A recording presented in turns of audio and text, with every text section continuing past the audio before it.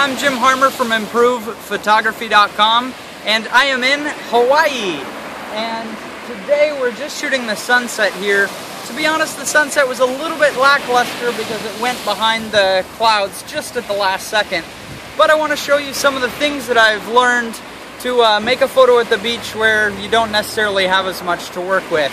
First of all is choosing the right location. We found this spot because I really liked the point out here with the rocks and the palm trees that I saw earlier in the day, and that's what brought us back to shoot the sunset. But the sun set straight out that way, not behind the rocks and the trees, which, you know, sometimes that can really throw you off, but a lot of times the best color of the sunset isn't right where the sun is, it's to the side. So that's alright that it went behind. Let's go up now and find something that'll add a little bit more interest to the shot, because if we just shoot the ocean and the sunset, sometimes that'll be okay, but I don't know, that's going to look a lot like a snapshot because there's not much composition happening there. So we're going to walk along the beach and see if we can find something a little bit more interesting.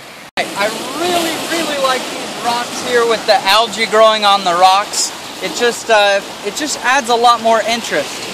And I like that we're looking down the beach here and seeing all the sand and rocks and the palm trees. I think that kind of, you know, leads us through the photo. I think it's a little bit more interesting than just looking straight out into the sun. Now, one cool thing as we watch these waves is they splash up and then the white water recedes, and I just really like that. I use that a lot in photos.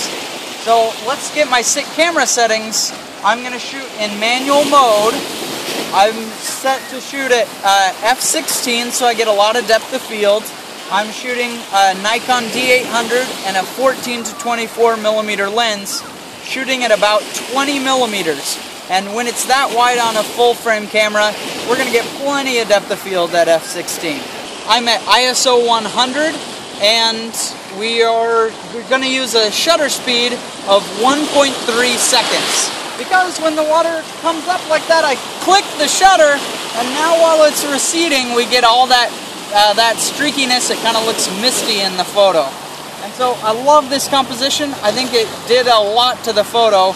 I think it's a beautiful, beautiful shot. Now I want to show you one last trick though, is that we have a lot of bonus tourists in the shot. So one thing you can do is use your same camera settings, lock onto a tripod, and then just don't move the composition and take a photo every 5 seconds, maybe take 6 photos. And these people are walking all around up and down the beach, moving around, playing. And so we're going to go into Photoshop, and you'll see now how I can make all the tourists disappear. Thanks for joining me.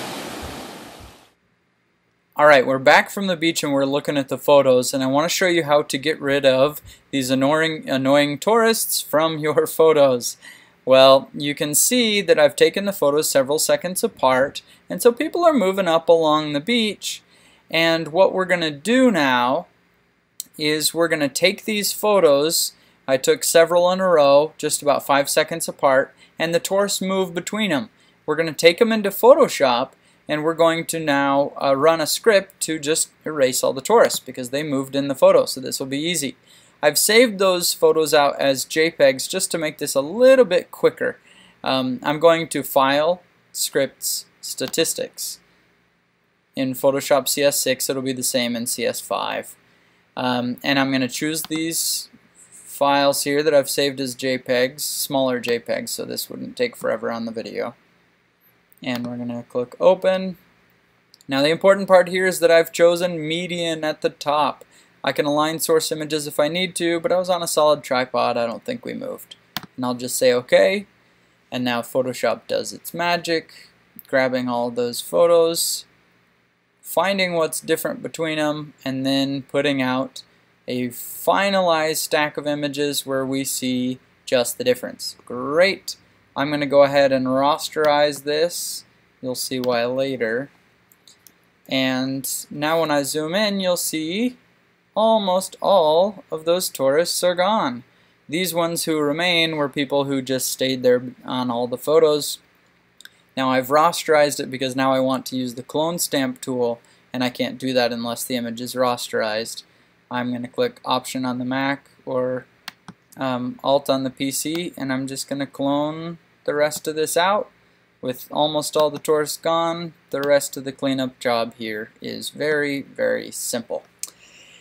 And there you have it. There's our final photo without the tourists. For more photography tips, please come to improvephotography.com, and to see my very best posts on improvephotography.com, go to improvephotography.com/best, and you'll see the best, most popular posts that I've written. Thanks for joining me. I hope you'll rate and subscribe the video to the video. We're trying to get more people on our YouTube channel. We're just posting photography tips on here, and we're trying to get into a daily habit of posting a video every day. So subscribe to the channel and you won't miss a thing. Thanks for joining me. Bye.